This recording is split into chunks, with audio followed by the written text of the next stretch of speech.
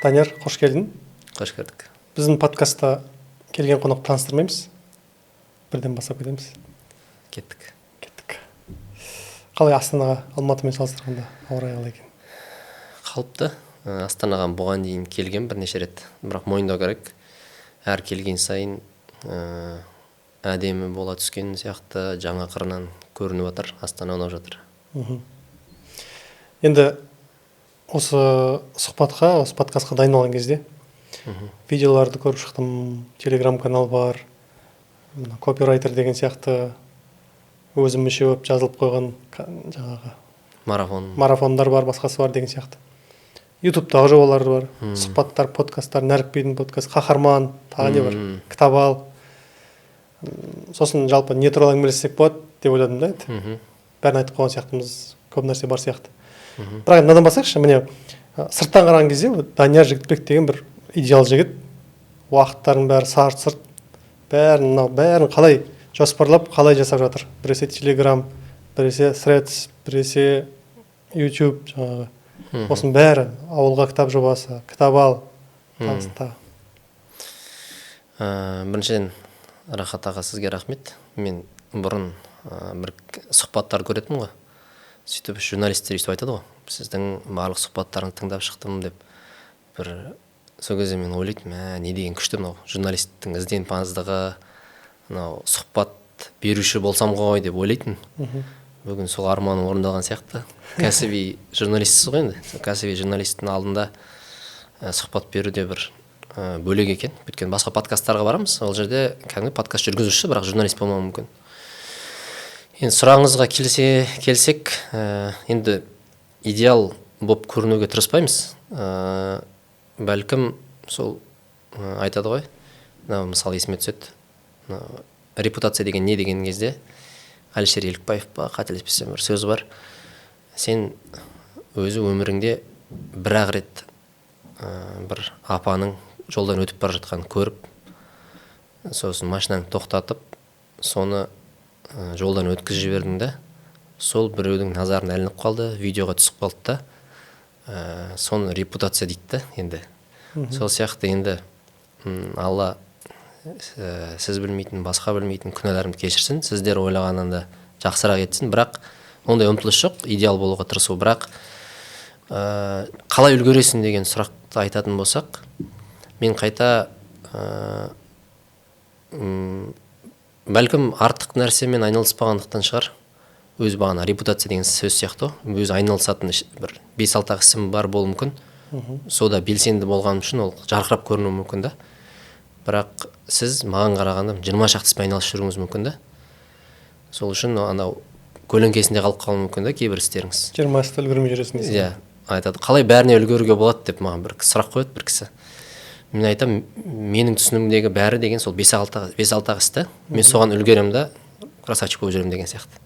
Сол сияқты бәлкім менің бәрі дегенім сол 5-6 сіз санап шыққан.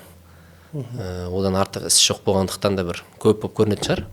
Бірақ егер де қосымша жауапкершіліктерді артып қойса, қосымша істерді алсам, мен де бәлкім үлгермей жүретін бедім деп ойлаймын да енді. Жалпы енді өмір жолын айтатын болсақ, IT сала, сосын IT-дан кейін кітап ал жобасына келу, сосын мұны ағартушылық үйрену деген сияқты сала ғой. Біздің подкасттың негізгі идеясы үлкен қадамдар, кішкентай адамдардан басталады деген идеяға саяды. Осы жобалардың, мен шетінен айтайықшы, мысалы, қайсынан бастайық? Телеграм-канал. Қалай басталып еді бұл? Не түрткі болды Телеграм-канал бастап кетуге? Телеграм-каналды қателеспесем 2018 жылы 9 қаңтарда бастадым. Неге ол датаны есімде сақтады десеңіз, анамның туған күні. Басында оны бір онлайн күнделік ретінде жүргізе бастадым. Оны жүргізуге түрткі болған нәрсе, мен ол кезде Инстаграмда біршама оқырман жинап қалған кезім. Сосын бір альтернатива болсын. Инстаграмымда бұғат толып қалуы мүмкін ғой. Бір альтернативті бағыт. Әрі ол жақта Инстаграмдағыда 2200 символдық шектеу жоқ мәтінге. Сосын ана жерде көсіліп жаза беремін ғой деймін. Сурет салудың қажеті жоқ, сурет іздемейсің, жазып шығасың. Сөйтіп оны жүргізе бастадық. Бөлісі ғой сол. Сөйтіп бөлістік, жаздық. Енді адамдарға пайдалы болған көрінеді. Халық та оны іліп әкетті. Сөйтіп енді бір арнайы бір көздеген жоқ мен. Осынша уақытта осынша жинаймын деген сияқты. Өзіңіз айтқан, енді ойлаңыз, 2018-ден 6 жыл өтті ғой. 6 жыл бойы тұрақты бір нәрсе салып тұрсаң, жазып тұрсаң, өзі халық бәлкім инерциямен келген сол да. Бір жарнамалаған жоқпын деген сияқты. Жаңа 1000-ға жеткім келеді, 2000-ға жеткім келеді деген болған шығар, бір межелер болды ма? Жетсем жаман болмас еді деген болған шығар. Өйткені мысалы осы YouTube-тан бір арна ашып подкаст жасай бастаған кезде айтып жатыр да кеңес. Немесе бұл тұрақты жүру үшін құр мотивация жеткіліксіз. Я оқырманың көбею керек, көрілім. Немесе бұл бір демеушілікпен жаңағы коммерциялық жоба болу керек деп. Екеуі де жоқ болса құрмайсың деген сияқты бір кеңестер айтады да. Сол сияқты ғой енді мысалы сондай бір нәрсе болды ма? 1000-ға жетпей қалсам қалай болады деген сияқты. Жоқ, бұл менде принцип мынандай. Мен анау былай айтады да жалпы ожидание менеджмент дейді ғой. Күту менеджменті деген түсінік бар. Біздің байқасақ, ренжіп жатамыз, көңіліміз қалып жатады өмірде.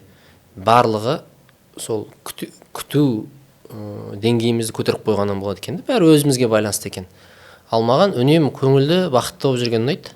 Сол үшін мен өзімнің күту деңгейім деймін ба, күту мөлшері ма, қалай болады дұрыс сұрақ.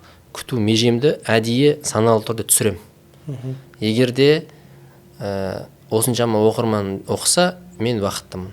Айтып жатады ғой, мысалы, ең болмағанда бір адам осыны оқып өмір өзгерсе, мен бақыттымын деген сияқты. Бұл нақты нені күтесің сол.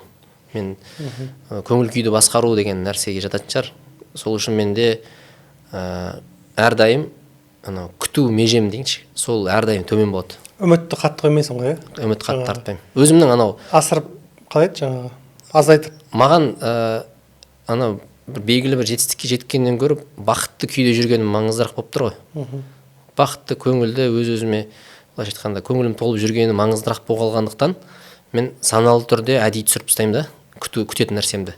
Бірақ өмірде қызығы әрдайым бақытты болып жүремін да. Өйткені өмірде әрдайым мен күткен нәрседен де көп нәтиже болып жатады. Өйткені кейде болады, үлкен бір меже қойып алады өзіне, жете алмай жатады. Бүгінгі біздің подкасттың да бір мақсаты сол ғой, кішкентай адамдардың күшін көрсету. Мысалы, біздің соңғы бір жобаларымыздың бірі Кітап ал клуб деген Қазақстандағы оқырмандар қауымдастығы ғой. Кітап ал клубтың аясы, Кітап ал компаниясының аясында құрылған дейікші. Біз былтыр клубтар құра бастадық. Бір клубта 8 адам болады. Ай сайын кездесіп кітап талқылап отырады. 12 айға бекітілген кітаптар тізімі бар. Сөйтіп мен жобаны бастайтын кезде бүйтіп айттым да. Кемінде 10 клуб құрылса Қазақстанда, мен өзімді бақытты сезінетін деп. Нәтижесінде 232 клуб құрылды 4 айда. Дәл сол сияқты Кітап ал подкаст деген жобамыз бар YouTube-та. Ең алғашқы шығарылымды жасаған кезде мен былай түсірдік енді жігіттермен. Сосын айттым, кемінде мынау бүкіл подкасттың тарихында 10 000 қаралым жинаса, осы бүгінгі түсіргеніміз, мен бақыттымын деп ойладым да. Ол подкастымыз қазір 150 000-нан асып кетті. Бір жылдан сәл асты. Бірақ бұл саналы түрде түсіру ғой, минимумды өзің басқарып күтетінімді. Былай ғой айтқан, мынандай болса мен бақытты болам, одан жоғары болса өте бақытты болам, тағы бақытты болам деген сияқты. Бірақ ол мысалы кітап жаңағы қауымдастықтар ғой, кітап клубтарының болашақта жаңағы ауылдарда үй сияқты бір кітапханалар салам деген миссияларға әсер етпей ме? Етті ғой. Үлкен жоба ғой. Бірақ о баста білмейсің ғой. О баста мен 10 клубқа риза болдым ғой. Қазір Құдайға шүкір ауылға кітап деген жобаны айтып тұрсыздар ғой. Ауылға кітап ал деген жобамыз бар. Біз басында мен бір ауылға апарып көрейік дедік қой. Көрейік не болатынын. 2 ауылға бардық, 3 ауылға бардық. Қазір Аллаға шүкір 320 ауылға жеткіздік та кітап. Сол жобаның заңды жалғасы ретінде ауылға кітапхана деген идея пайда болды да. Бағана сіз айтып жатқан кішкентай қадамдар әйтеуір бір 300 деген межеге жеткен кезде, енді былайша межеге жеткен кезде жаңа бір үлкен айсбергтің бір шеті көрінді ғой. Шыңға шыққан сияқты ғой. Шығасында келесі меже сол кезде көрінеді да. келесі елестірген қалды, иә. Бізде көбі бірден үлкен межені көргісі келеді да, осы тұрған жерінде. Сосын өзінің энергиясын соған қарай бағамдағысы келеді. Мені күтіп тұрған мына нәрсе, демек мен энергиям жетеді, жетпейді, бұл тастай салам деген сияқты. Сол үшін былай қарап отырсақ, шынымен де өзім кайдзенге қызыққалы осы философияның бір жақтаушысы болып кеттім.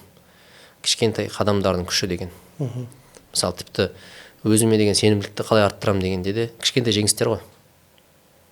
Қазір сәл бетейін деп сөйтіп мен бір заңдылықты байқағандықтан бұны қайталап жатырмын ғой. Мысалы, енді қалай қарасақ та, енді мына осы жобалар, өзің айналысатын, өзің жетекші болып табылатын, немесе қатысушы болып табылатын жобаларда бір қоғамдық күш, қоғамдық ықпал деген нәрсе бар, иә. Яғни ол жерде сол жобалардың іске асуымен адамдарға әсерін тигізеді. Санасына әсер ете ма, әдетіне, жаңағы өмір сүру салтына ма, басқасына деген сияқты. Немесе бір нәрсеге қызығушылығына деген сияқты. Ал енді жаңағы мына кішкентай қадамдар дегенде айталық, иә, мына қарапайым бір ауылдың жас баласы, немесе қалада оқитын студент. Өзі бір жоба жасағысы келді. Сол жобаның бастауында қалай, неден басталады, жаңағы кіші қадам деген неден басталады? Әдемі сұрақ. Былай істеуге болады. Оның ойы асқақ болып кетуі мүмкін, мысалы, ауылға бір мектеп саламын деп ше. Бірақ оның қолынан көрші балаларды өзінен 1-2 жас төмен, 1-2 класс төмен балаларды жинап, мектептің бір кабинетімен келісіп, сөйтіп өзінің қаладан үйреніп келгенін, бір курсқа қатысып отыруы мүмкін ғой. Шалғай ауылдың өзінде интернет бар, бір бизнесті бастау ма, бір мобилография ма, бір онлайн бір курсты үйрену әбден мүмкін ғой. Сөйтіп ауыл аймағын түсіру мүмкін, соны анау артынан ерген інілеріне үйрету мүмкін деген сияқты сөйтіп басталады ғой бәрі. Яғни әйтеуір бастау керек, бір нәрседен бастау керек. Кішкентай қадам соны көремін мен. Бірақ ойы бірден қазір бір үлкен мектеп салам, бір осындай байып кетемін, тағы бір нәрсе десе, онда қиындау енді. Бірден көп нәрсені күтіп қояды да. Оданша аз нәрсені күтіп, сен соның жеңісімен, соның жеңісінің энергиясымен қоректеніп, одан сайын қадамдарың былай спираль ғой бұл. Кішкентай спираль, келесі айналымы міндетті түрде үлкен болады. Білесіз оны, нүктеден бүйтіп спиральді жүргізген кезде екінші айналымдікі бірінші айналым сияқты кішкентай болмайды. Онда ол спираль болмай қалады. Сыртқа қарай, және мынау айналым үлкейе береді. Мысалы, басында жай мүлдем спортпен айналыспайтын, мүлдем қозғалмайтын адамға бір рет отырып тұрудың өзі бірінші қадам болуы мүмкін. Бірақ спиральдің алғашқы айналымын жасады ғой. Біраз уақыттан кейін қараса, анау спираль үлкейіп кеткенде, ол үшін бірінші қадам, мысалы, барып 10 000 қадам жасай салу болуы мүмкін да. Бірінші қадам бірден. Мен қазір осының дәмін, күшін сезініп алғаннан кейін, бәлкім жетістіктің өзімше бір формуласын тапқан сияқтымын да. Қайталай беремін да, болды. Жетістіктің формуласы қалай сонда? Жетістіктің формуласы аз күт, кішкентай қадамдар жасай бер. Ол кішкентай қадамдар түбі үлкен қадамдар айналады. Бірақ бірден үлкен қадамды ойласаң, сен оны жасай алмайсың, сөйтіп өзіңе кері спираль. Өзің мотивацияңды түсіріп тастайсың, бағана былайша айтқанда тек өзіңе зиян келтіресің, сондай ой.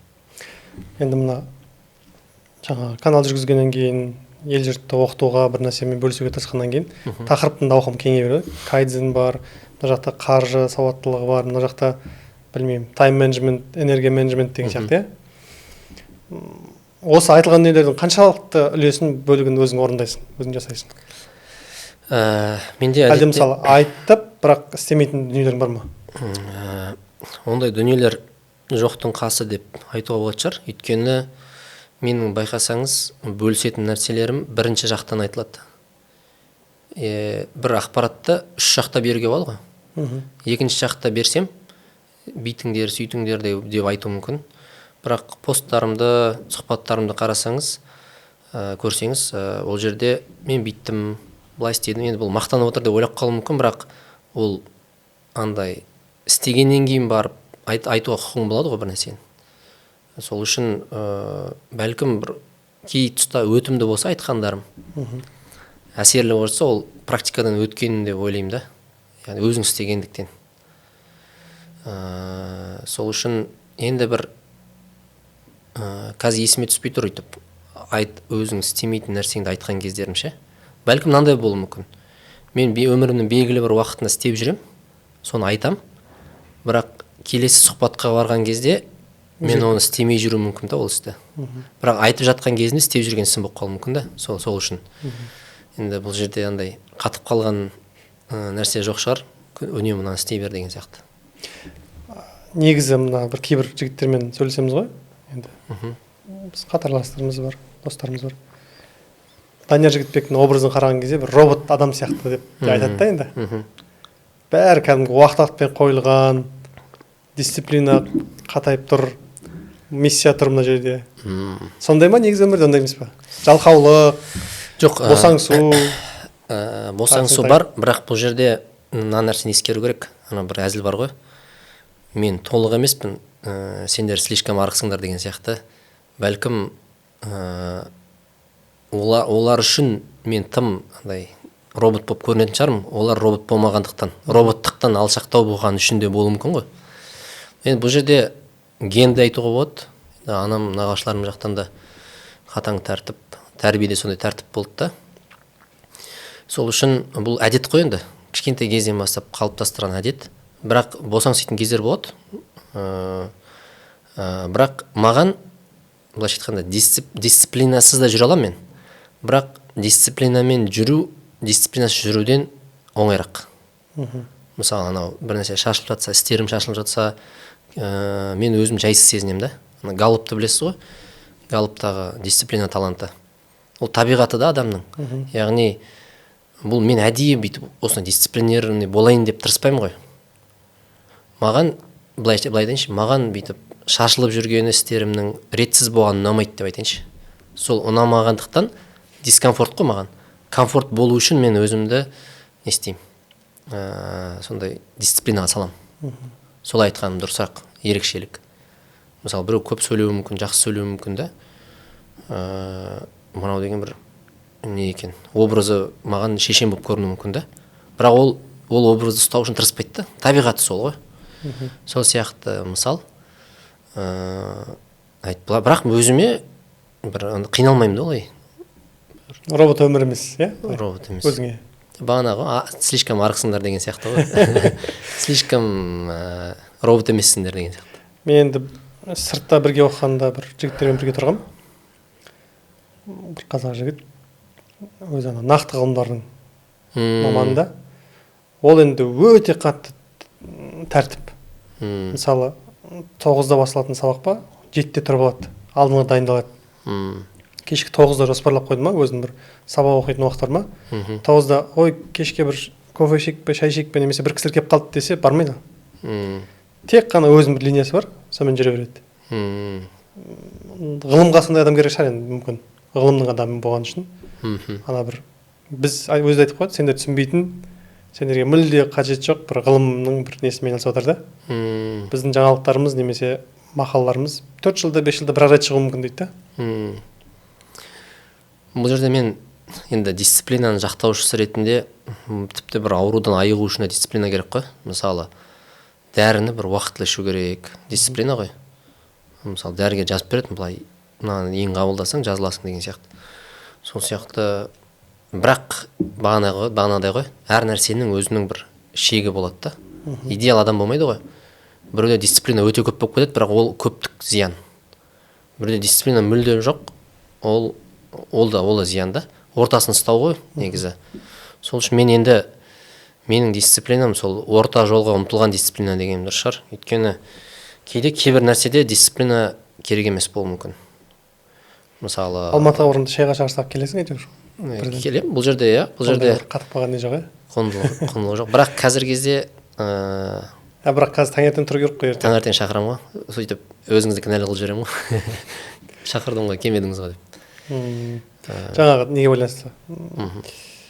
Дәрі аурудан емделуге байланысты бір мысал келтірейінші. Ортаға да байланысты. Британияда оқып отқан кезімізде өзі бір-ақ рет ауруханаға барғам. ем қабылдап дәрі алдым да. Ана жақтың адамдарының бір тәртібі басқасы әсер етеді да. Сол дәріні мен күндіз 8-де іштім ба, бір апта бойы 8-де ішіп шықтым. Былай емес, жаңағы күндіз негізі әдетте жазып тұрады тамаққа дейін, түсте, сосын жатар кезде деп тұрады ғой. Мен сол бір дәріні есімде қатты алып кетті. Ана тиімділігі артады екен да сол кезде. Тура бір уақытта ішсең. Сөйтіп ішкенім бар, есімде алып кетті. Бірақ оны Қазақстанға келгенде өйтіп жасаған жоқпын. Ортаның әсері ма, білмеймін әйтеуір. Ортаның әсері. Мысалы мен Жапонияда болдық биыл. Мысалы жапондар да өте дисциплинаға мықты халық деп айтады ғой. Бірақ оның түпкі себебін іздеп көрсек, ол не дейді? Ұжымдық психология дейді да. Оларда бұрыннан қалыптасқан, мысалы арал ғой. Ол бір бөлек жатқан арал. Ол жақта бір адамның жаны сақталу үшін бәрі бірігіп жұмыс істеу керек та. Оларда мына нәрсе басым. Менің біреуге зиян тикетпесін деген ой көп басында. Соның себебімен де ана ішкі қозғаушы күш қой. Соның себебімен де олар дисциплинаға мықты бір қоғам болып қалыптасты да. Кезекті сақтайды, былайша айтқанда. Ортаның деген сөз ғой енді, орта. Бізде де бәлкім сондай бір қозғаушы күш керек шығар. Бізде еркін ғой енді. Көңіліңе біреу жақпаса, киіз үйіңді жинайсың да кетіп қаласың деген сияқты. Сын көтере алмай қалуы мүмкін деген сияқты. Тым еркін еліміз ғой енді. Сол үшін бізді анау белгілі бір рамкалар, дисциплина бізді керісінше қинауы мүмкін да. Андай көшпенді болғаннан кейін мына жерге көше саласың да, бір дисциплинаны, керісінше дисциплина кедергі келтіретін сияқты да, ондай салтқа. Бірақ енді өз деңгейінде ғой енді әр нәрсе. Жаңа марафонист, спринтер деп бөледі ғой. Біздікі спринтерлік қой негізінде. Шаруалар бізде. Оны оқу барысында да байқаймыз. Қазақстанда да солай шығар енді. Сыртта да оқыған кезде қазақ студенттер. О жақта енді бір дедлайндар бар ғой, аралық.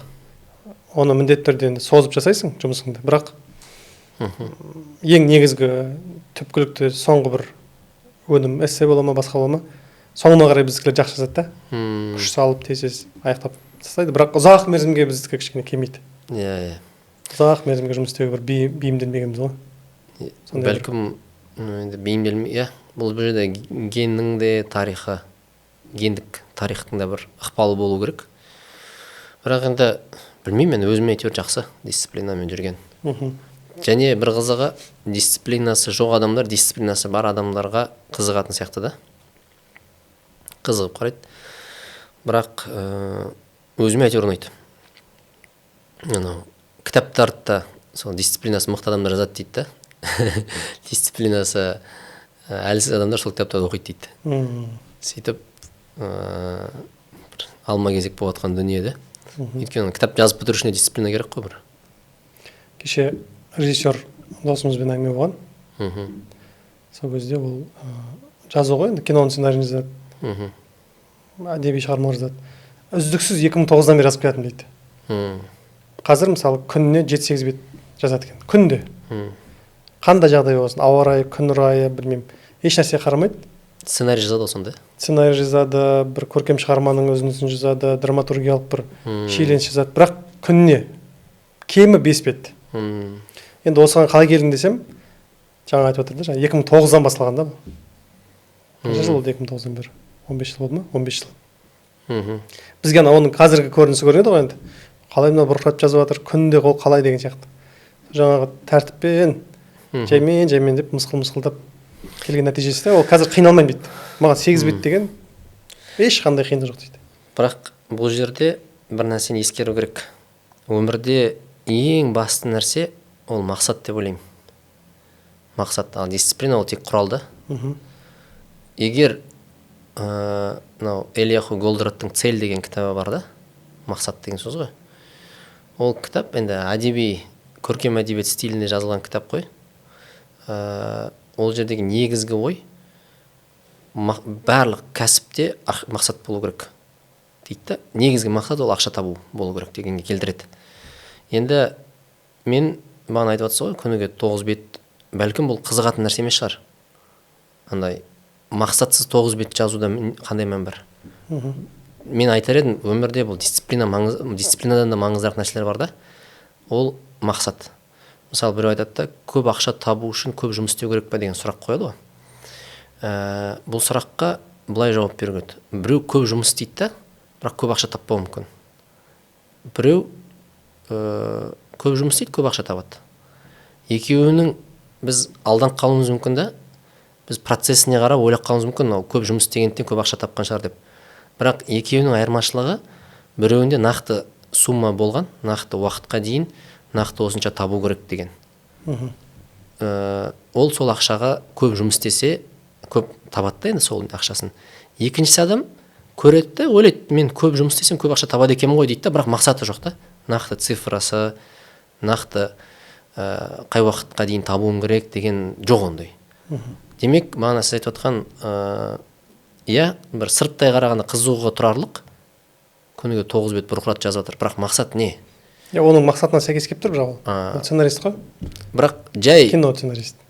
Ол киносы шығып жатыр ма, шығып жатса, шедеврлар шығып жатса, күшті да дисциплина. То есть, айтайын дегенім, бағана нәтижелер бар ма дейсің ғой? Нәтижелер бар негізінде. Нәтижесі болса әдемі. Мысалы, сіз бағана мен айналысып жатқан жобаларды айттыңыз ғой. Бәлкім ол жақтағы менің дисциплинамның үлесінен гөрі мақсаттың айқын болғаным шешіп тұрған шығар. Мысалы, осыншама ауылға апару, осыншама клуб ашу, осыншама пост жазу деген сияқты мақсаттың болғаны шешуші рөл атқарып тұруы мүмкін да. Сол үшін мақсатсыз жүруге болмайды да бұл өмірде. Яғни мақсатың не? Сосын дисциплина ол жай ресурс.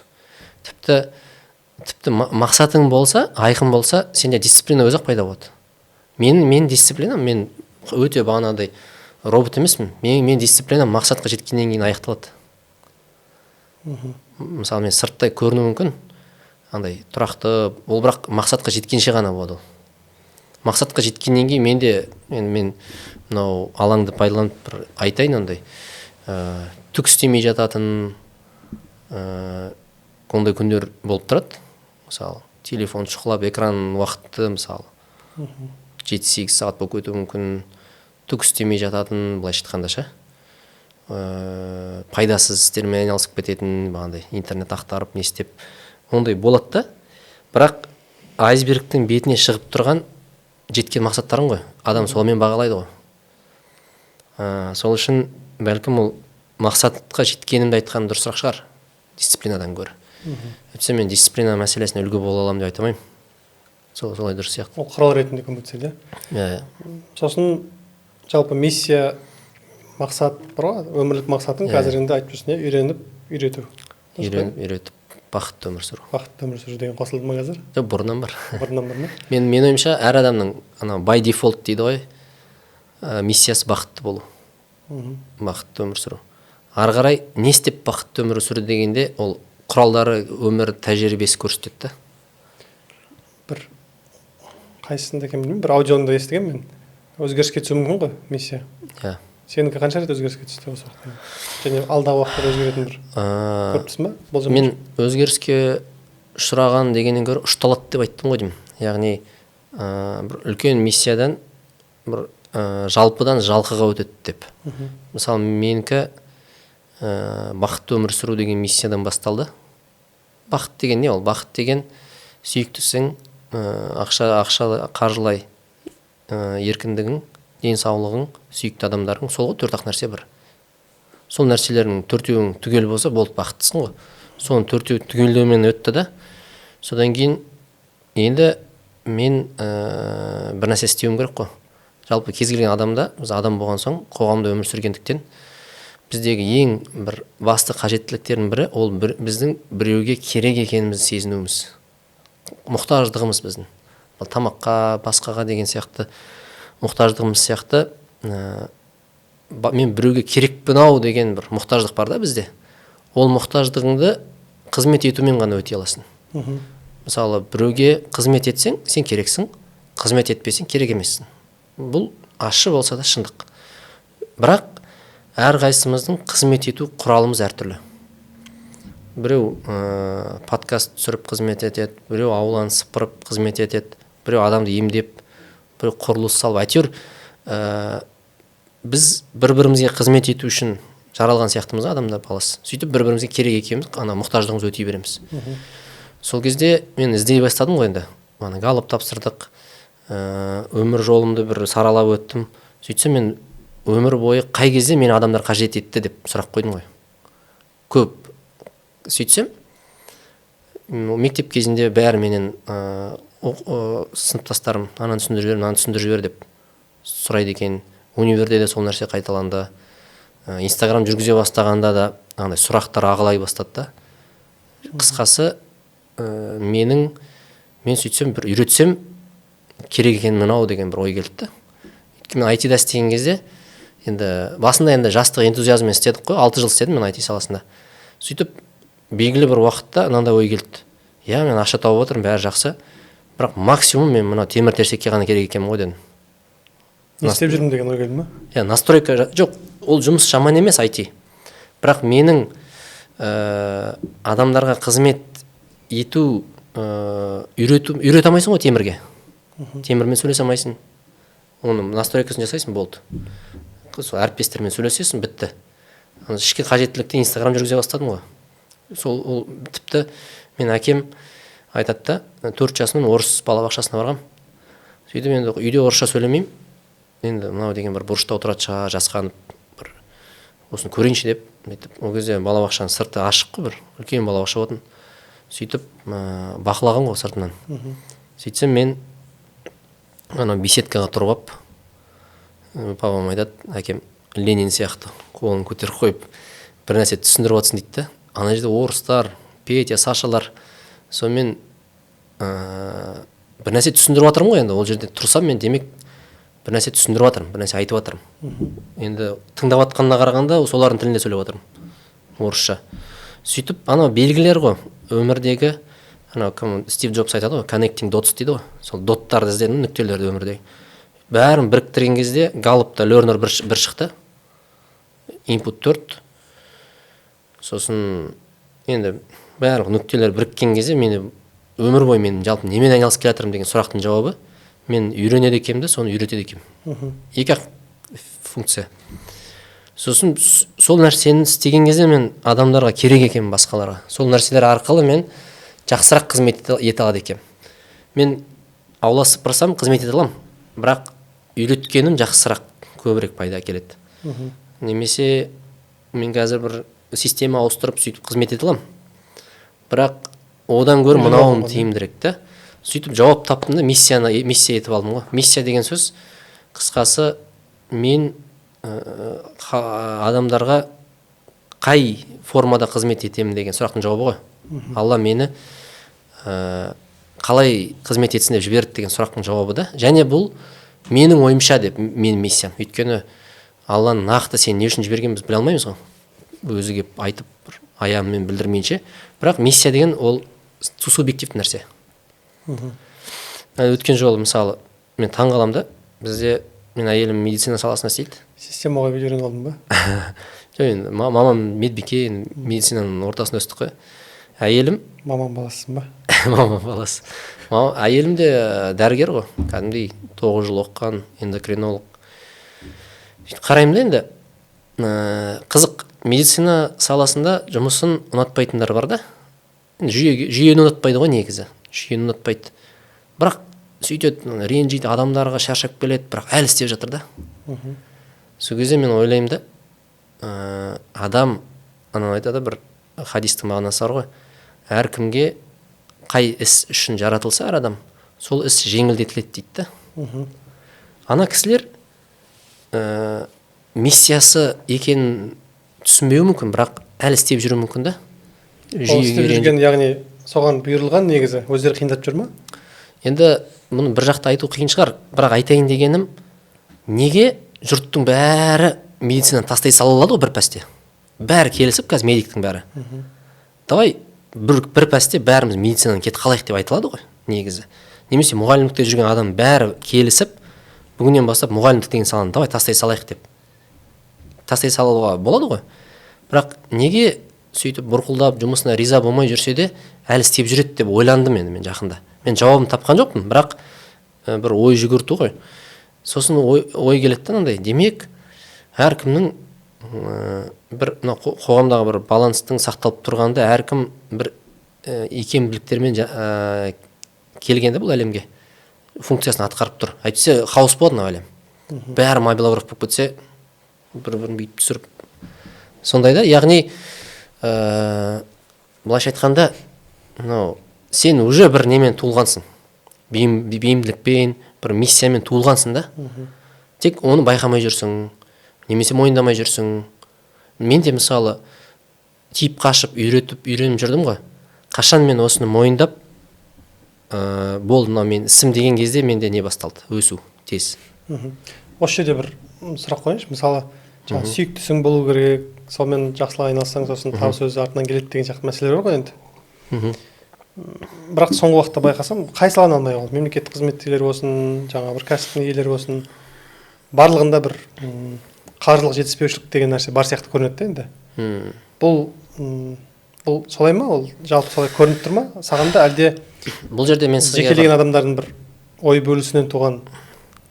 Мен өзімнен өмірден мысал келтірейін. 2021 жылы 30 жасқа толдым. 30 жастың кризисі деп жатады ғой. Мен өзім үшін былай қабылдадым бұны. Сен 30 жасқа дейін енді ақша табуды бір біліп қалған кезің ғой. Отбасың болады. Аз-маз бір үйге ақша жинады, үй алып қоюың, көлігің бір нәрсе болуы мүмкін енді. Стандартты нәрселер. 30 жасқа дейін қысқасы өз-өзіңді, отбасыңды бір асырайтындай деңгейге жетіп қалған кезде, одан ары не, тағы не деген сияқты. Енді әркімде әртүрлі, біреу 30-да жетеді, біреу 35-те жетеді, біреу 40-та жетеді.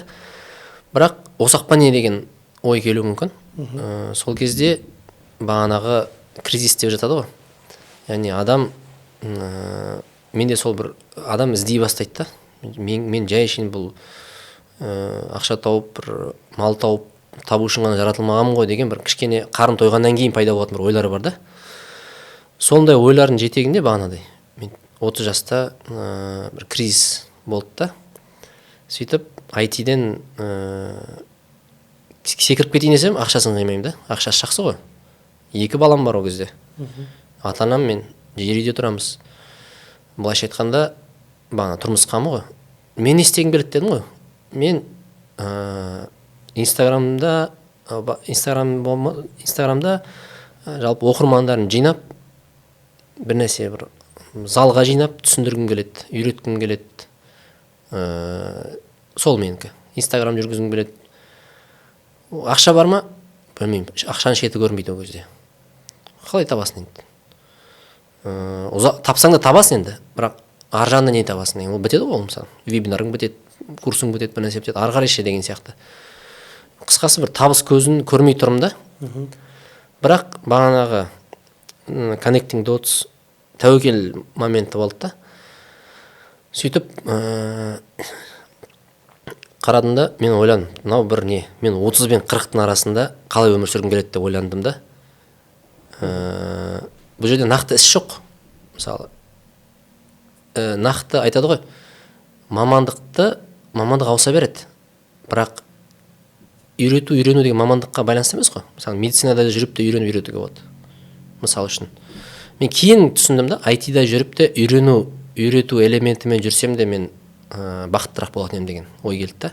Бұл салаға байланысты емес, бұл іс. Мысалы, біреуде проблема шешу деген мәселе болуы мүмкін да. Ол әкімшілікте істейді, медицинада істейді да. Былайша айтқанда, бағанағыдай сүйікті іс деген кезде істің аты медицина емес, істің аты проблема шешу. Істің аты адамдарды байланыстыру. Істің аты үйрету. Ісіңді сен сатамайсың оны. Сенде болады да істеу. Сол сияқты ғой енді, бұл мамандық позицияға байланысты нәрсе емес, сүйікті іс дегенше. Мысалы, маған проблема шешкен ұнамайды. Бірақ мен досым бар, оған ұнайды. Ол сол үшін жаратылған болып тұр ғой. Ұнаса, соған тартып тұрса ше.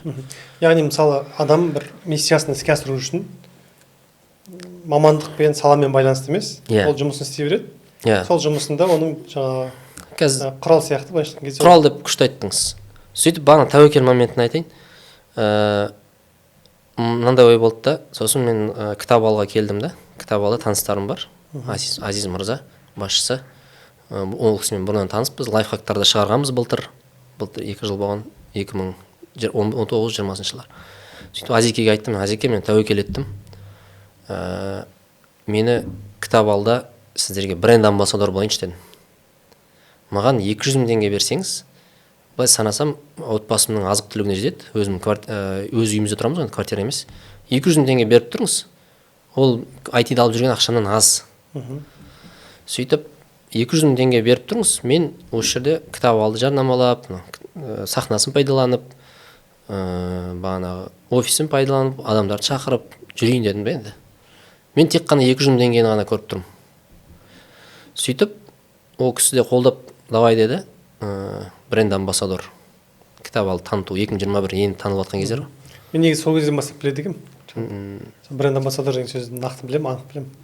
Сөйтіп, енді ол кезде бір қанша 15 мың ба 20 мың ба оқырман бар енді. Бренд амбассадорлыққа жарап қалған кездер ғой. Сөйтіп, тәуекел анау неден түстім да, бірақ сезіп тұрмын. Барлық галып тапсырғанымның алдында Connecting Dots мен не бақыт ететінін жауап. Былайша айтқанда, миссиясын іздеу жолында бағана бірінші мен не бақыт етеді дегеннен бастау керек. Содан кейін барып құрал айқындалады ғой енді. Мен бағанада мені бақыт ететін нәрсе осы екен, осылай жүру. Кірдік. Сөйтіп қыркүйектен бастадық.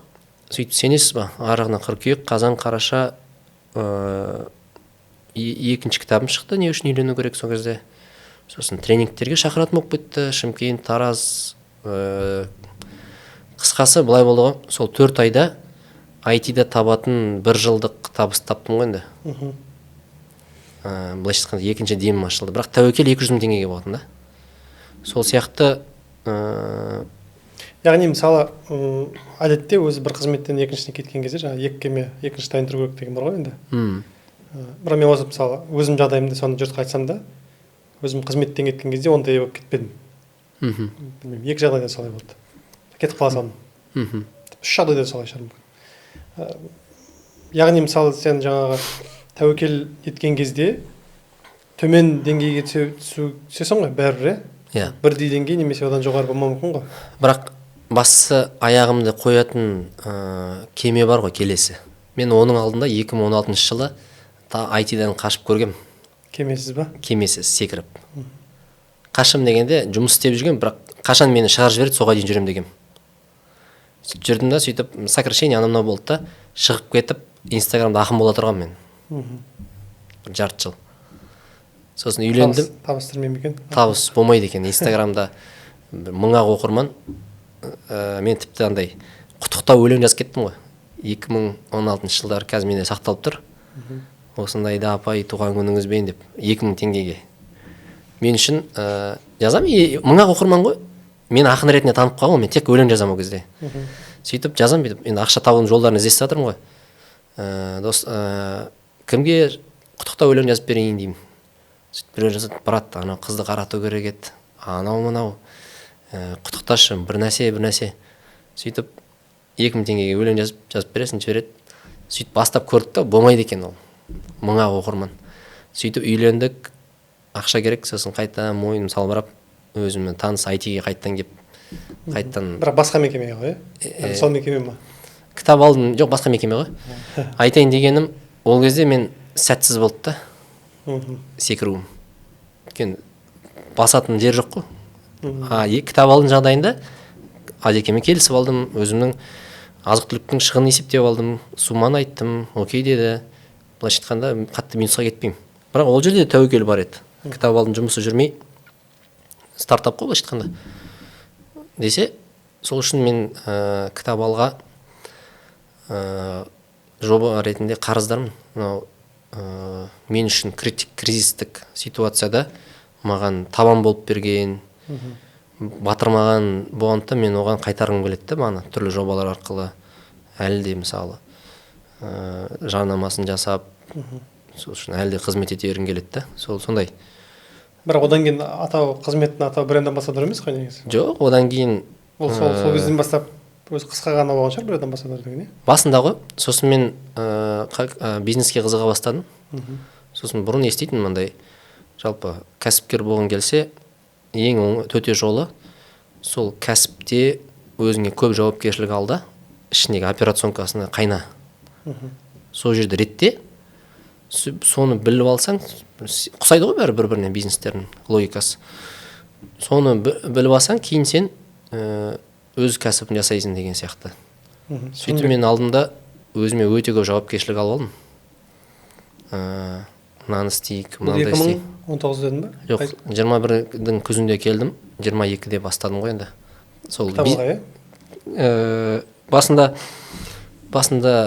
редактор болып көрдік, сосын жазу бөлімі ыдырап, тек сатуға ден қойғаннан кейін бағанадай HR директор деген бір лауазым алып алдым да. Бірақ өзімнің тікелей жауапкершілігіме қатысты емес нәрселерді ала бастадым да, операционка, жүйе орнату. Қазір қалай қызмет аталады? Сол қазір HR директорым ғой, ресми. Сырымбек Тау ағамыздың не сияқты. Қазір қанша кәсібің бар сонда? Тізіммен айтқан кезде. Менде кәсіп жоқ өзімде. Жеке мен әлі бір кәсіпкер бола қойған жоқпын. Қазір сол анау сүрлеудің өзі бір образ жасап берді да, қоғамға ағартушы деген образ қалып жасап берді. Сол үшін кәсіпкер емес біз, бірақ қазіргі бізде көп нәрсе жүйеленген. Сол үшін біз көбінесе сол ағартушылық жобалардағы кәсіпкерлік подходпен жасайтын адамбыз ғой енді. Сондай. Бірақ енді ол бөлек ол. Сол енді арғай шыға береді екен ғой, мүмкіндіктер ше. Бастысы миссияң болса, мен қазір айналысып жүрген бүкіл ісімді былай айта аламын, мен артық нәрсемен айналыспаймын деп өмірімде. Мысалы тіпті саяхатқа барып келдік Марқакөлге жігіттермен. Миссия қандай? Үйретіп бақытты өмір сүру. Біз мысалы кэшфлоу ойнадық жігіттермен ше. Қаржы несін талқыладық, кешке талқылаулар болады. Қысқасы барлық жерде үйрету элементі бар. Саяхат болсын, баламен уақыт өткізген кезде де кітап алып, немесе ойыншықтармен бір нәрсе үйрете бересің да, енді үйрете бересің да. Екі-ақ режимде жүре беремін да сонда. Жаңағы ақындық бар ғой? Ол бар ма қазір? Ақындық енді қазір кішкене анау болады ғой, бір мышечная память дейді ғой. Ол сонда немен келген ба? Жаттығумен келген ақындық па, әлде қалай? Иә. Бізде генде жоқ. Мен жақын бір тектік иерархияда бір ақын бопты деген жоқ та. Сол үшін енді ақын болуға тырысты, енді бір еліктеп. Қазақ әдебиетіне шықса, яғни қазақ әдебиеті кішкене енді мойындап тұр ғой уақытында. Енді былай ғой, 99% еңбек, 1% талант деген келсем мен. Бір талантпен байлайды да, бізде көп нәрсе бар ғой, талантпен. Менің сұхбатыма келген қай бір адаммен сұхбаттаспасам да, бәрі өзінің ісінде бір талантты жігіттермен әпкелер ғой енді. Жаңағы мысалы, сол сала мамандар деп айтайықшы. Бір таланттан гөрі сол еңбек, қажырлық, табандылық деген сияқтылар алға шығатын сияқты. Иә. Айтады ғой, мен талай таланттарды көрдім, бірақ сол бір парадокс бұл. Таланты көп, таланты молырақ адамдар көп жағдайда жалқау болып келеді. Еңбекқорлық аз болып келеді. Сол үшін ол кісілердің бір ұшпаққа шығып, жетістікке жетіп жатқанын байқай бермейміз бір. Енді әрине, мысалы, менде ақындық жағын алсақ, бәлкім бір 0,5 па 1% болуы мүмкін. Қалғаны еңбек болуы мүмкін. Қадыр Мырзалин айтады негізі, тек қана жазумен шыңдаған деп ше өзін. Ол дисциплинасы мықты кісі деп ойлаймын мен. Өзін сөйтіп шыңдаған. Бірақ енді ойлаңызшы, таланты да бар, еңбекқорлығы да бар болса, ол бітті. Осы кино туралы әңгімелестік та. Сонда мынандай қағида, бізде мысалы қазір көп киноның буымы болып отыр ғой. Сол киноның буымындағылар жаңалық ашамын дейді да, бірақ олар негізгі бір ұстындарды білмейді. Ең қарапайым бір қағидалар бар кинодағы. Соны білмейді. Ал мысалы атақты, білмеймін жаңағы, ең атақты деген Голливудтың жұлдыз режиссерлары бар ғой, сценаристері. Олар бірінші әбден біліп алады, теориясын майынша болады да, сосын барып өзгертеді дейді да, нені құндылық жаңағы нелерді, ережелерді бұзады. А біздікілер бірінші білмей тұрып бұзады дейді да ережені. Білмегеннен кейін олардікі жалаң болып қалады дейді да. Айтайын деген ана бәрібір не болып тұр да. Талант күшті дегенмен бәрібір несін білу керек та. Орын білу керек болып тұр ғой. Талант тек қана талант, жалаң талант бір. Ешнәрсеге жеткізбейтін сияқты. Мен Қадыр Мырзалиев сүйікті ақындарым бірі. Бірақ мен есімде Мұқағали Мақатаевтың күнделігін оқып жатқан кезде Мұқағали Мақатаев мынандай жазғанда, мынандай сарында. Лермонтов күніге осынша өлең жазыпты, Пушкин осынша жазыпты, мен солар осынша өмір сүрген бөліп тұр ғой енді.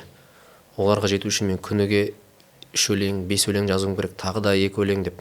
Демек, Мұқағали атамызды мен шын талант иесі деп ойлаймын, ақын, тұла бойым ақын кісі да. Сондай-ақ өзін қамшылаған сияқты да ол ше, анадай белгілі бір межелері болған сияқты. Былай қарасаң, бізде ақындықты былай қабылдайды ғой. Шабыт келгенде жазады деп ше.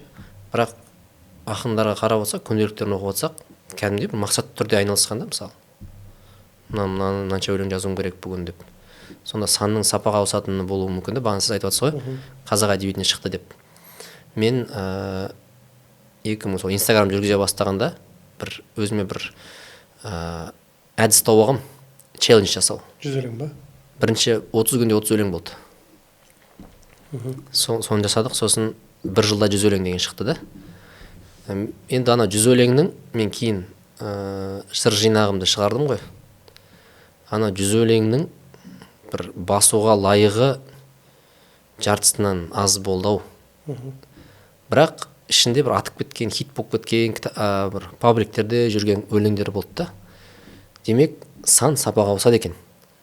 Мен сені көрмеймін, сен сияқты ма? Мен әлемді көрмеймін, сен сияқты. Біраз ән де жазылды оған. Бір әншілер хабарласты маған, эстрадада белгілі.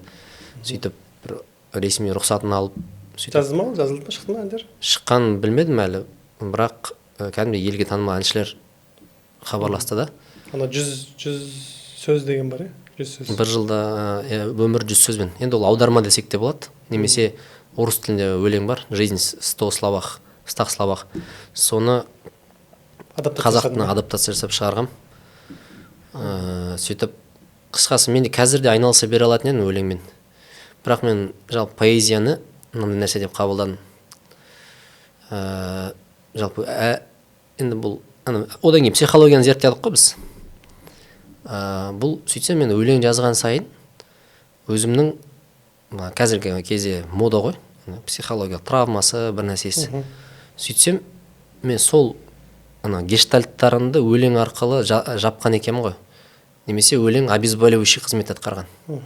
Қазір өлеңдерін оқысам бір анаған ренжіп бір нәрсе, сондай нелерде енді бір сол сарындағы өлеңдер бар да арасында.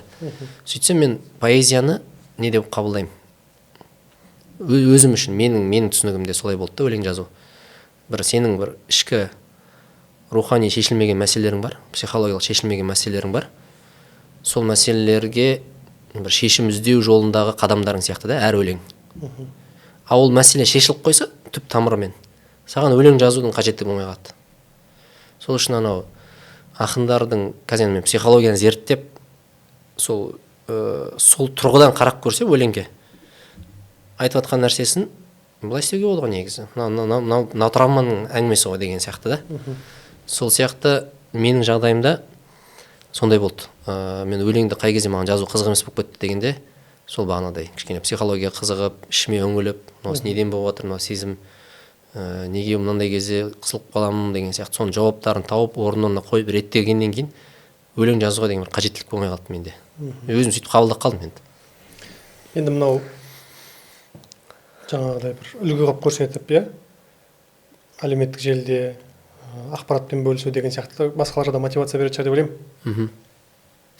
Астында комментарийлер оқыған кезде жазады ғой, міне сізден көріп таңертең жүріп бастадым, сізден көріп дисциплинаға келдім деген сияқты көп комментарийлер оқимын, қараймын ғой. Енді осыны мысалы жалқаулық деген категория келейікші, жалқаулық. жаңа айттық қой, өзімде де сенде де жалқаулық бар. Иә, өте көп. Иә. Бір қызық нәрсе, осындай бір үлкен саласында жетістікке жеткен, бір көрінген адамдардан сұрасаң, негізі мен жалқаумын деп айтады да. Неге жалқаумын деп айтады. Сол қалай екен сол нәрсе? Сен жалқау болсаң, мен деп айтамын да оларға. Қалай болды? Енді әр адам өзінің, енді ол жалқаулық деп әр нәрсені айтуы мүмкін да. Прокрастинацияны айтуы мүмкін, кейінге қалдыруды жалқаулық деп айтуы мүмкін. Немесе энергиясының аз болғанын, шаршап тұрғанын айтуы мүмкін да. Содан болуы мүмкін. Энергиясы, күйлері ғой адамның. Жалқаулық деген негізі ауру сияқты оңай ғой, жалқаулықпен ақталу. Мен жалқаумын дей салсаң, ауру сияқты ярлык тағып қоясың да бітті. Бірақ егер ар жағын себебін, біз енді жалқаулық деп бетін қайырып айта саламыз ғой, бірақ ар жағын қазып көрсең, жалқаулық деген нәрсе ол не ғой? Бағанадай себептер ғой. Қызық емес болуы мүмкін. Жалқаулықтың мынандай бір анықтамасы бар. Мидың сен үшін әзірге қызық емес іске деген реакциясы дейді. Қызық емес саған, сол үшін да. Бәлкім ол жалқаулық деп біздің айтатын себебіміз, біз потенциалымызды толық қолданбай жатырмыз, негізі тағы тырыссақ, күшіміз көп нәрсеге жететін еді деген нәрсені айтқысы келетін сияқты да. Жалқы мысал айтайыншы өзіме қатысты. Кітап жазамын деген бір жоспар болған. Қағазға түсіріп қойған драфт бар. Бірақ сол қалып кетеді да. Сол яғни ол бұның аты енді жалқаулық емес, бұның аты прокрастинация болуы мүмкін. Кейінге қалдыру ғой. Сұрақ неге кейінге қалдырасыз десеңіз, себебі сізге қазіргі кезде бұл маңызды емес.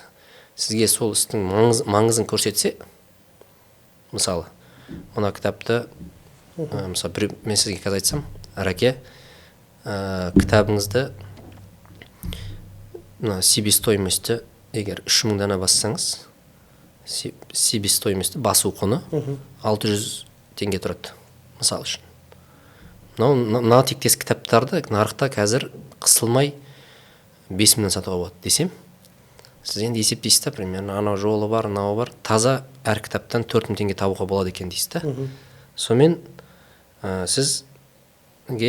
сіздің бір, мысалы, 40 миллионға бір машинама, үйіме қарап жүрсіз да. Сосын айтам, Раке, қараңыз, мен сізге 10 кітап сатудың жолын көрсетем. Мынандай алгоритм істесеңіз, мынандай істесеңіз, мынандай SMM команда жалдаймыз, мынандай, бұл өзін ақтаған әдіс. Десем, сізге айқындала түседі ғой. Опа, демек, мен қазір 15 күнде, 20 күнде мынаны жазып тастаймын. Ары қарай Данияр айтты ғой, сол сауда жүр ғой. Мен 4000 теңге пайда табам әр кітаптан.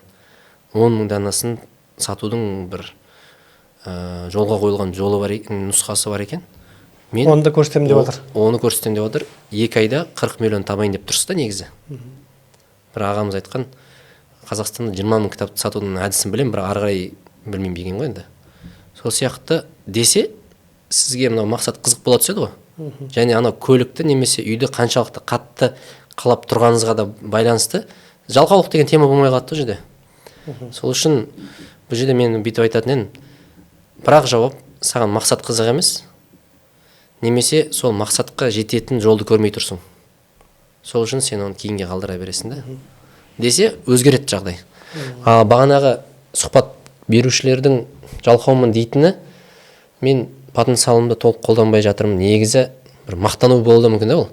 Мен негізі барым салсам, мен қыратын едім, бәрін қопаратын едім деген ой жатуы да мүмкін да ол ше. Бірақ сіздің айтып жатқаныңыз ол андай жалқаулық. Үлгермей жатырмыз. Енді қолым босамайды ғой деген сияқты ғой бір жағы. Ол да болуы мүмкін. Просто бір біз ортақ сөзді алып алғанбыз да, жалқаулық деген. Бәлкім сөздік қорымызда бай емес шығар. Мынау жалқаулық, мынау прокрастинация, мынау депрессия, мынау апатия деп айтатын не жоқ шығар бәлкім. Сөздік қорымызда сөз жетпей жатқан шығар бәлкім. Бірақ оны талдау керек деп ойлаймын. Негізгі аудитория қанша жасқа, 25 жасқа дейінгілер ме? Оны бір қайталап көру керек сияқты. Мен бұған дейін сөйтіп ойлап жүргем. 12-13 жастағы оқырмандар жазып жатады. Аз енді бірақ бар. Қай жасқа дейін десеңіз, бір қазір өзіммен шамалассау 35-ке дейін барып қалады. аудитория. Енді әр жерде аудитория әртүрлі. Жалпы мен мына жағынан көп қараймын да жобаларды, мысалы легаси айтып едім ғой бір әңгімеде, жобаның мұра болып қалуы деген. Сырттай қараған кезде мысалы жаңа ауылға кітапта болсын, кітап алу жобасы болсын, подкаст деген контент қой енді. Бұлардың барлығы бір тарихи ізі бар нәрселер да. Қазір ол қатты бағалмау мүмкін. Ол мысалы қазір көрген 150 мың ол емес, мүмкін болашақта одан да көп. Біз ана хабардың бір ескі, Қазақстанның ескі бір кадрларын бәріміз қарап отырамыз ғой. Әйтпесе ол 90-шы жылдарда бір түсірілген видеода мысалы. Сол сияқты. Енді осы жағынан мысалы адамдар қалай, мысалы енді ол неге де байланысты, адамдардың қабылдауына байланысты. Мысалы кейбір кісілерден сұрасам, мен тарихи бір не деп ойламаймын дейді да, үлкен істер жасап жүрмін, немесе үлкен істердің ішінде болайын деген сияқты ой болмайды дейді да. Бұл енді айналып келген жаңағы таланттар, бір қабілеттермен де байланысты шығар, иә. Ол не істемейді ғой, яғни бір үлкен істермен айналыспай жүрмін деп ойлайды дейсіз ба? Енді былай, біз анау біле алмаймыз да, қайсымыз қалай болашақта көрініс табатын. Бірақ мен кейде андай қашқым келеді бір халықтың жасап берген образынан. Ойбай, ел ағартушысы, осындай деген сияқты. Менде жоқ, өте қауіпті нәрсе негізі. Сенің бойыңда жоқ қасиетті саған біреу таңса, сен соған риза болсаң, негізі қауіпті нәрсе. Мен өзім үнемі қайтарып отырам да. Мысалы бүйтіп айтам. Бүкіл жобалар, кітап болсын, мен өзім үшін, өзім отбасым үшін жасаймын деймін да. Сөзің шыны. Мысалы былай, лайфхактар деген кітап, алғашқы кітабым, мен балам үшін жаздым. Бағанадай бір елді құтқарайын, осы қазақтың жастары бір дамып кетсін деген ондай ниет бір болмады ол кезде. Тек қана ниет. Қазір мен түсінген нәрселерімді мен кез келген уақытта дүниеден өтіп кетуім мүмкін. Сол үшін әкем қандай еді, әкемнің ойлары деген сияқты мен ол кезде подкаст жоқ, не жоқ, тек кітап жаза аламын ғой енді. Соны жазып қалдырайын, сосын мен 15-25 жаста түсінген нәрсемді ол ерте түсіне бастайды енді. Дейл Карнегиден оқымай әкесін оқып мақтан тұтып жүреді шығар деп. Сондай оймен жазғам негізі. Сол сияқты мысалы мынау ауылға кітап ал клуб, Қазақстан кітап оқитын елге айналдырайық деген ұрандардың артында негізі таза өзіңді және өзіңнің отбасыңды ойлау жатыр деп айтар едім. Сөздің шындығы. Неге? Өйткені мен былай ойланам ғой.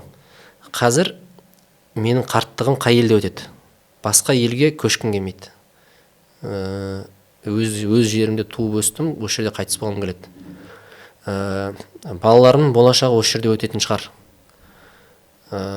Сол балаларымның, өзімнің болашағым өтетін жерде не болғанын қалаймын? Қандай болғанын қалаймын? Комфорт қой, маған қалай комфортный өмір сүру? Қарап тұрсам, ондай комфорт жоқ сияқты. Сосын ондай комфорт болмаса, демек мен жасау керек соны. Соған бір өзім бір үлесімді қосайын. Атса күшті. Сөйтіп бағанағыдай Қазақстанның кітап оқитын елге айналдырайық, ауылдарға кітап апарайық, кітап алып клуб құрайық деп үнемі. Инстаграм жүргізудегі ниет сол. Мысалы сапарға шығасың, таңғы серуенге, оны көрсеткім де келмейді былай. Мақтанып, ше. Бірақ көрсеткеннің артынан андай нәрсе жатыр да. Мен осындай Қазақстанда өмір сүргім келеді. Жария салып жатырмын ғой бәріне. Достар, қысылу бар ма еді негізі? Өзіңді сен алдында көрсетпейтін ғой негізі былай өзіңде. Ақырын ете үйренеді ғой кез келген адам. Ана бір беттің бір несін алып тастау керек болады ғой, ұяттың бір. Ол кезде былай, мен жүретін паркке кіргенде мен парк түсірем. Парк менен әдемірек та өйткені. Қазір үй жақта жүрейін десем, үй жақтағы аулалар, жолдарға қарағанда менің бетім тұрған дұрысырақ та. Сол үшін бетімді түсірем, айтпай ана тұрған заттар, нәрселер адамның көңіл түсіруі мүмкін да. Көше мысалы. Сол үшін мотивация сол. Мен әлі өзімді бүйтіп үнемі қайтарып отырамын артқа қарай. Сен тәке алдан қалма андай сөздерге. Жұрт деген образға кіргізе береді ғой сені. Халық дәл солай сені лақтырып жіберуі де мүмкін төмен. Бұл жаңа әңгіменің негізгі бастаған негізгі түйіні театрда қалай атаған қаларең деген ғой. Қалай қалғанын қаларең. Данияр Жігітбек үйреніп үйретуші бақытты жан дей салсаңыз болады. Ұзақ қой. Анандай бізде кәсіппен бір нәрсемен байланыстырады ғой енді. Үйренуші деген бола ма? Learner деп қойсаңыз ағылшынша. Енді білмеймін, енді бір ағартушы деген өте үлкен мәртебе, ондай кәсіпкер емеспіз. Енді үйреніп үйретуші деген ұзақ болса, үйренуші болып жүре берейік. Шәкірт дей салсаңызшы. Шәкірт дей салсаңызшы. Оқушы, ата-ана деп қойды ғой бір. Ата-ана. Телеарналарда ата-ана ма? Ата-ана деп қойды.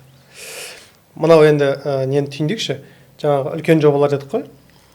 Сол жобалардың жаңа айттық, бастамалары қаяқтан басталғанын айттық. Кішкентай нәрселерден басталды. Бір өте бір шағын топқа ықпал ететін әрекеттен басталды, кейін үлкейді деген сияқты. Меже болды, 10 адам, 10 клуб деген сияқты, кейін үлкейді деген сияқты. Осының ішіндегі элементтер ғой енді. Қай сәтте бұл жобалардың үлкейетіні анық болды? Ол басынан бастап белгілі болды ма, осылай үлкен болатыны? Әлде бір, білмеймін, бір мынандай сәтте мен сеземін, бұл арғай дамып кететініне деген сияқты бір белгі қай жерде, сигнал қай жерде? Өте жақсы сұрақ қойдыңыз. Енді әр жобада әртүрлі. Бірақ мен үлкейіп кететінін білмедім. Мен бірақ мынандай ұстамдағы адам. Бастысы сенің миссияны қолшатыр деп ойлаймын да. Сол қолшатырыңның ауқымы қандай болады? Ниетін қай жерге дейін жеткізеді? Сол қолшатырдың астындағы жобада солай жетеді деп бірден басында үміттенуге болады деп ойлаймын. Мысалы, Қазақстанда кітап оқитын елге айналдыру деген, былайша айтқанда, өте үлкен миссия ғой. Ниет дейікші, мен миссияны қазақшалап ниет деп айтып жүрмін қазір. Екеуі келе ме бір-біріне? Келтіруге болады енді. Ниет, миссиясы, енді айтады ғой, компанияның миссиясы дегенде, компанияның жұмыс істеуінің ниеті дейсек болады да. Не үшін бұл компания? Неге ниетті деген сияқты ғой. Ниет деген әдемірек, жақынырақ мен үшін. Қазір ниет деп айтып жүрмін, миссия емес. Қазақстанды кітап оқитын елге айналдыру. Сол миссияның аясындағы жобалар ғой. Ауылға кітап ал, подкаст. Біз миссиямызбен жетіп қойдық та жететін жерімізге. Шексіздікпен жанасып қалдық та, былайша айтқанда, әдеби тілмен айтсақ. Демек, мынау жоба ерте ме кеш пе соған барады. Өйткені миссияңмен жетіп алдың ғой бастысы. Бағанағыдай, былайша айтқанда, былай миссияңмен бүйтіп бір сүрлеу салып алдың да, ана жобаң ары қарай кете береді да. Бағанағыдай, енді қай нүктеде деген андай болуы мүмкін. Мен қазір нақты айтамын, әр кезде әртүрлі ғой. Былайша айтқанда миссияның бір анықтамасы бар да. Күнде жететін, бірақ ешқашан бітпейтін мақсат деп айтады. Сен оған күнде жетесің, бірақ ол бітпейді да мақсат. Келесі күн қайттан шығады алдынан. Сонда күшті да, үнемі сен жетіп отырғандықтан бақыт сезінесің өзіңді. Екіншіден, бітпегендіктен де сен жүруің тоқтатпайсың. Сол сияқты, мысалы, бізде де ауылға кітап ал деген жобаны жасаған кезде, басында 2-3 ауылға өзім бардым да енді. Мобилографты алып, көлігімізбен апарып, сосын мобилограф жігіттер былай қызықтыра бастадым. Ауылдарыңа кітап апарсаңдар, сені парақшама шығарам дедім, видеоларыңды. Сөйтіп енді әртүрлі амалдадық. Сөйтіп ол жігіттер тарттық, 5-6 болды. Сосын біреулер хабарласып, бір кәсіпкерлер сөйтіп ақырын болды да. Оны қазір 320-ға жеттік та. Қазір, мысалы мен соңғы 2 аптада ешқандай жарнама жасамадық, жаз ғой енді. 10 адам өздері хабарласып алды да, ешқандай жарнамасыз. Демек бір инерция бар да. Бірақ мен о баста бақытты болып қойғам. Өйткені біз не үшін істеп жатырмыз деген сұрақтың белгілі болды ғой. Егер де не үшін істеп жатырмын деген сұрақтың жауабы белгісіз болса, онда сенде үнемі бір күмән болады да. Атам екен, атпайым екен, жалғастырайым ма, жалғастырмайым ма деп энергия таусылып қалуы мүмкін жарты жолда. Бірақ миссия энергия беріп қойды ғой саған запаспен. Сен бір ауылға апардың ба, бітті. Қазақстанды кітап оқитын елге айналдырудың бір тетігін жасап қойдым. Яғни мозаика белгілі да. Былай резюме жасасақ, бір жоба жасаған кезде ниет нені дұрыстап қою керек, миссияны жақсылап анықтап алу керек. Сосын кішкентай қадамдармен жасай бересің. Болды. Күнде бақытты болсын. Басқа нәрсе қарамайсың. Иә. Және айтып отырмын ғой, бәлкім біздің тірі кезімізде Қазақстан кітап оқитын елге айналмайтын шығар. Бірақ біздің жетістігіміз ол біздің әр күніміз мәнді өтті ғой. Мәнсіз күн жоқ. Анандай жоқ па? Пионер, осы салада пионер болғымыз келеді деген сияқты. Енді ол таза андай. Мысалы, біз сізге бір мысал айтайын. Біз басқа кітап дүкендерінің дамығанын қалаймыз ғой. Өйткені біздің қарсыластарымыз ол емес деген. Бізде олар бәсекелес емес, олар біздің миссиямызға қызмет етуші деп қабылдаймыз да. Біз сол үшін кітапқа қатысты жобалар пайда болса қуанамыз. Күшті ғой. Сол сияқты миссия деген нәрсе, ол миссия әрқашан кең болады, шексіз болады. Бәріне орын табылады да оның ішінде. Сол үшін енді бір өзіме тапқан бір формулаларым ғой. Қазір мысалы трец деп атсы ғой. Трецті қазір енді белсенді жүргізіп жатыр қазір. Бірақ о баста бір белсенділік болды да қайтадан түсіп кетті ғой. Ана жерде бір 2 адам оқиды, сондай кездер болып қалған. Сол алгоритмін түсіне қоймадым. Маған оның алгоритмі қызық емес болды. Мен алгоритмім жоқ, анандай бір маған келетін адамдарға бір сарында бір әңгімелер ма, бір қызықты. Әлде бір не оқысаң солар көп шығады ма? Жоқ, ол жерде ондай алгоритм жоқ сияқты ақылды. Не бар соны шығара береді. Не бар соны шығара береді. Бір сізге қызық-ау деген әлі жоқ ол жақта. Ана жерде бір андай әңгімелер көп, жаңағы. Мынандай болған кезде біреуді көріп қалдым деп сосын ары жалғастырады. Сол трецте де ойлаңызшы, ешкім оқымайды да сені, әлеуметтік желі ғой. Мен өзім үшін бәрі енді кірді ғой, басына қызық қой. Не екен деп кірді, сосын басылып қалды қайтадан. Сол кезде мен білдім да, қазір бәрі басылатынын. Бірақ мен осы жақта тұрақты болу үшін не керек деп ойлансам, миссиям не еден да бұл жақта. Сөйтіп өзіме трецті жүргізудегі миссиямды анықтадым. Мен миссиям кішкентай қадамдардың күшін көрсету. Бүгінгі біздің қозғап отқан тақырыбымыз әдемі түйін болатын шығар. Сөйтіп кішкентай қадамдардың күшін көрсету деп ниет еттім да. Сөйтіп алдымда күніге бір өмірімді жақсартатын кішкентай 1000 қадам жасаймын деп өзіме бір челлендж жасадым да. Қазір 140-шы ма қадамға келдім. Бәрін оқығанмын, білем. Сөйтіп қызығы, мен бұны қашан тоқтатады деп ойлайсыз? Трецті. 1000 шығар, әлде 1000-нан кейін ба? Миссия сол ғой. Миссия бар, миссияда мақсат туды 1000-ға жеткізу. Мен және ол жерде мен лайк басады, ниетім ғой. Не үшін трецті жүргіземін деген сұрақтың жауабы кішкентай қадамдардың күшін көрсетемін. Не істеп жатсың? Кішкентай қадамдардың күшін көрсетіп жатырмын. Мына пост не үшін жазуым керек? Кішкентай қадамның күшін көрсету үшін.